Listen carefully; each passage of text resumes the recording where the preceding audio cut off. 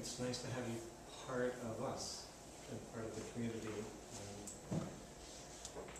and feeling like through the book I get to know you better and people we share in common, so that weaving of community and individuals and place, you did beautifully in this book, so it touched me very much. What is it that you would like to leave having accomplished tonight? Let me start with that. If there's something, not like a goal, but that you'd come away with a smile saying, you know, I did that well.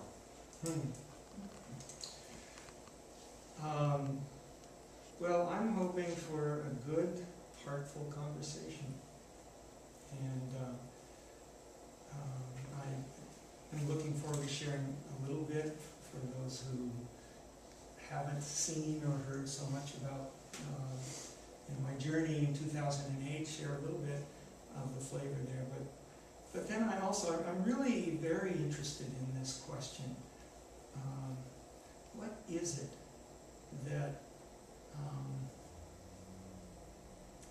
is it that we're called to do in this decisive decade? And what are some of the things that stand in our way of really going for it? Really going for it. And so those are questions, especially when they're wrapped around something as daunting as climate change, in my case. Those are questions that very often breed a lot of anxiety, a lot of dread, discomfort.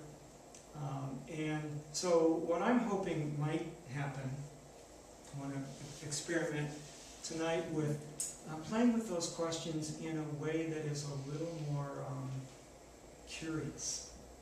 Just curious. And non-judging, non-judgmental toward ourselves or toward others. Just really share some of our successes, some of our quandaries, some of what we're working on, and see if we can help each other aim a little higher than we might otherwise have if we hadn't come tonight. So with the dauntingness of things like climate change, it seems like a meditation practice might be helpful. It sure is for me. I can't get by without it.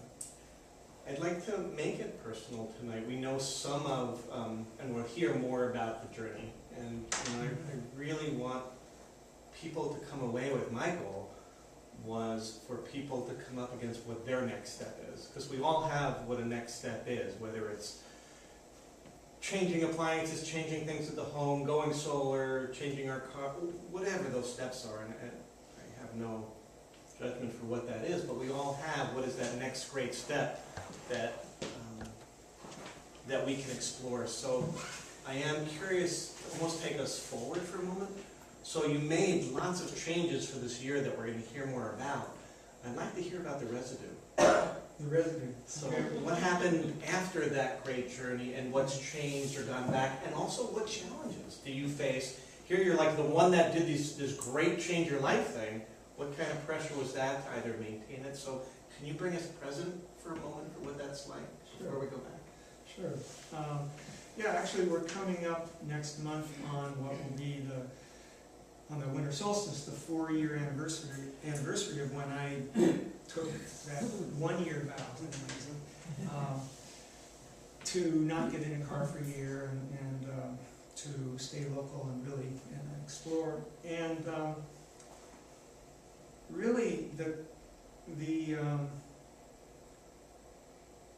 conversation just with myself and with others ever since has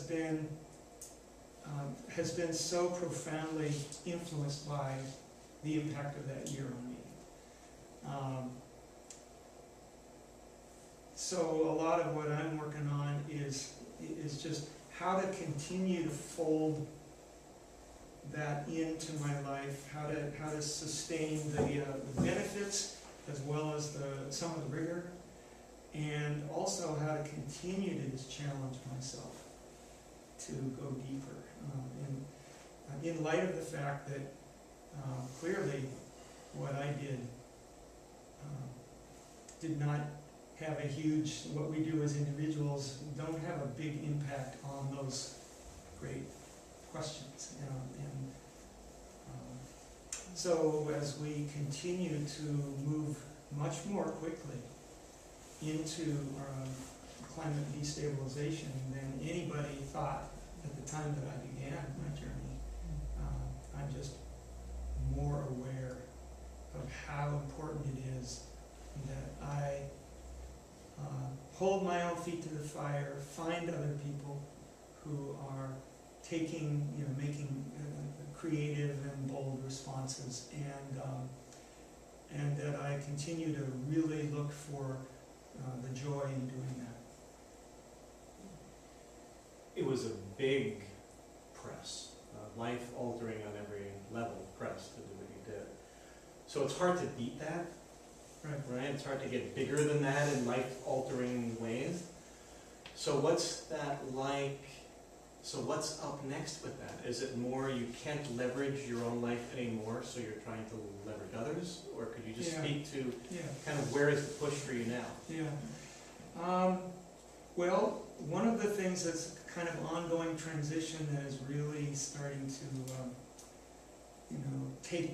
take hold is my own quest for a local livelihood. So my pattern of work that had become quite, I still go to Alaska for a couple months each summer, take the ferry up, ferry back. And that's part of my annual cycle, very important to me, but I'm doing way less travel and almost no jet travel. So I've maintained that commitment to a large degree, mainly because I really don't need or want to travel in the same way that I did before. So I think that's one of the big shifts, is that I feel so much more grounded and sort of engaged locally, just more all the time. Restate your question. Where I missed something. Yeah, I missed something. No, so I think I think that spoke somewhat to where is your current press. Yeah. So in terms of my current press, I'm in the process of buying a electric assist cargo bicycle.